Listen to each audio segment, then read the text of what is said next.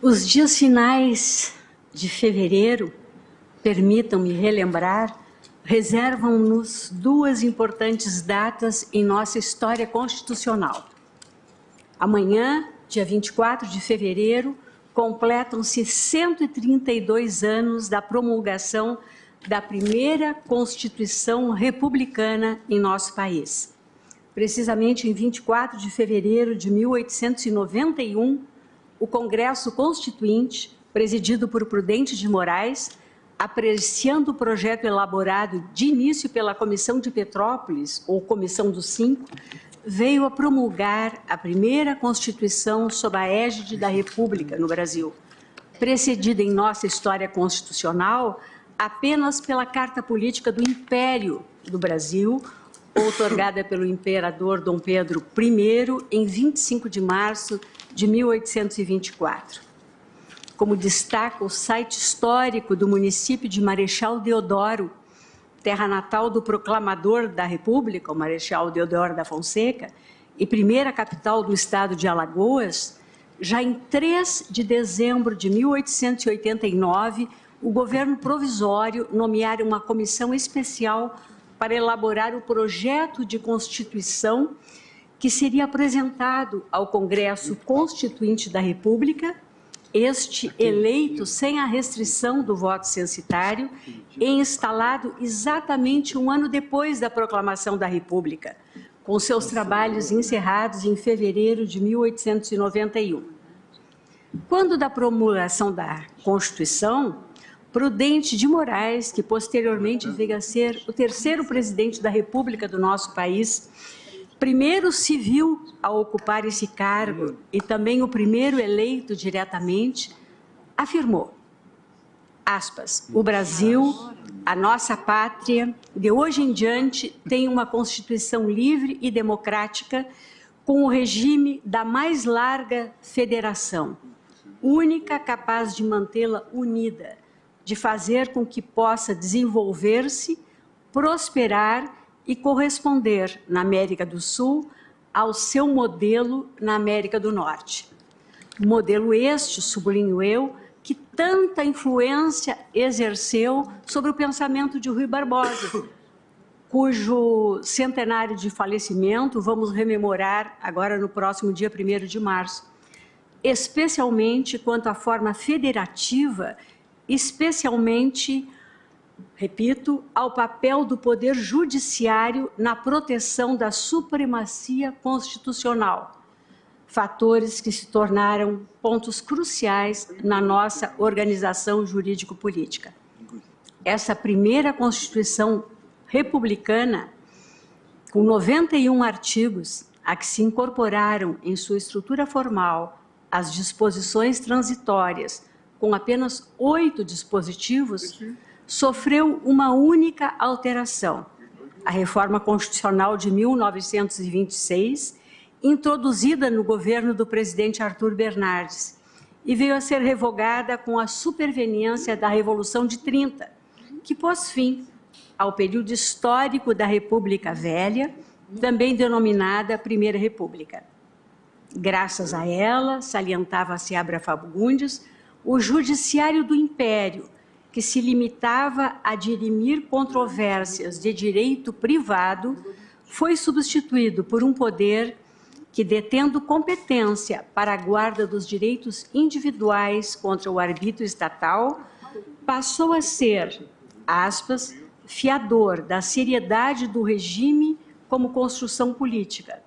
pois ao declarar a prevalência da lei suprema em face de atos legislativos ou administrativos que a afetavam, o que fazia o judiciário era preservar as próprias instituições republicanas pela contenção dos demais poderes nas suas órbitas estritas de ação e pela garantia ao indivíduo da sobrevivência dos seus direitos, fossem quais fossem as prevenções contra eles armadas. Fecho aspas.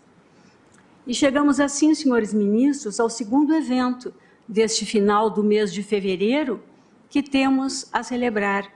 2 dias depois de promulgada a Constituição de 1891, 2 dias depois, o presidente da República editou o decreto número 1,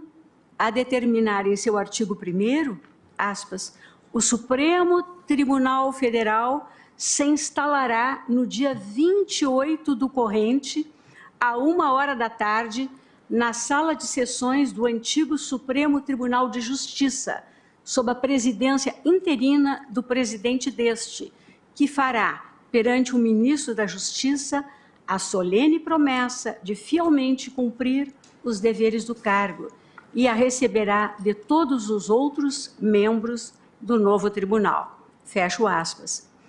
Assim, senhores ministros, na próxima terça-feira, dia 28 de fevereiro de 2023, estaremos a comemorar também o aniversário de 132 anos de instalação deste Supremo Tribunal Federal, realizada a primeira sessão plenária no solar do Marquês do Lavradio, na antiga capital da República, o Rio de Janeiro, em 28 de fevereiro de 1891.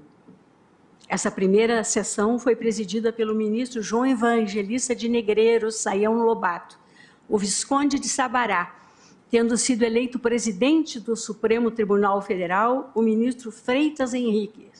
e vice-presidente o ministro Aquino e Castro. A Corte iniciou seus trabalhos com um número de 15 ministros. De início precariamente instalado, o Supremo Tribunal Federal funcionava em dias alternados na mesma sala da Corte de Apelação do Distrito Federal. O Visconde de Sabará chegou a protestar contra a situação, pois os ministros não dispunham nem mesmo de gavetas para guardar seus papéis. Somente em 1895, os dois tribunais vieram a funcionar em salas separadas.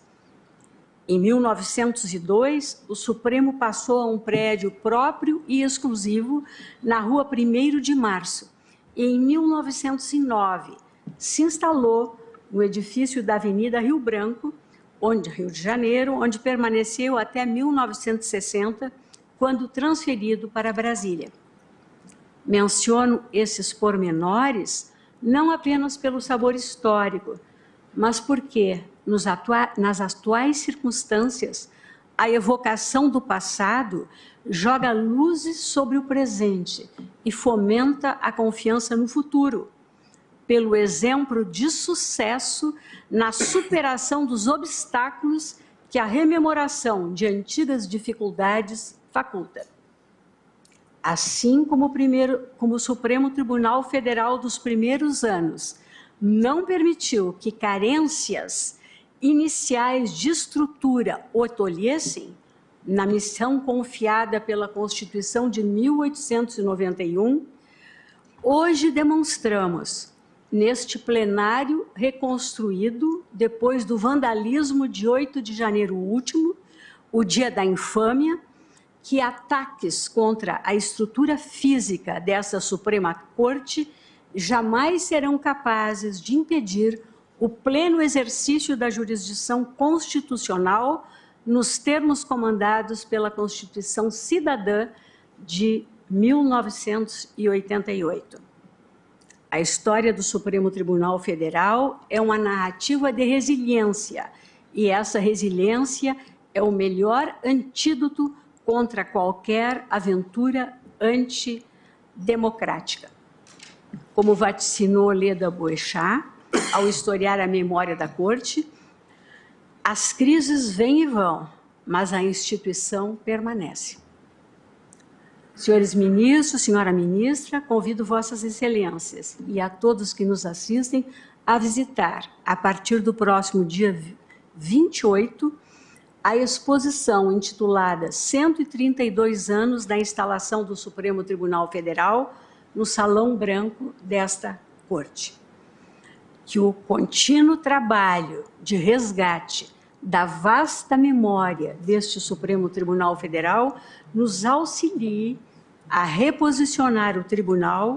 enquanto instituição republicana, em seu devido lugar, na mente e no coração de todos os brasileiros.